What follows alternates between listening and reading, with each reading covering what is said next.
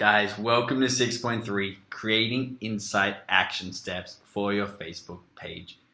So what this is really simple. I've included a questionnaire in the next segment that I usually give my clients to help them ask the right questions in order to give themselves the right answers on how to progress and what the next steps are in their Facebook page. So there's 6 questions. They're pretty straightforward, but they're here to help optimize your future actions by helping you determine what content is best to post and why. It'll involve you looking through your insights and being able to come up with answers to these questions. What I suggest you write these down or download a copy of them and ask yourself every so often. So it might be every week, it might be every 2 weeks, or it might be every month. But what you need to do in order to fully have your page optimized to achieving your goals in the quickest time possible, once you get to 1,000, your next goal might be 10,000.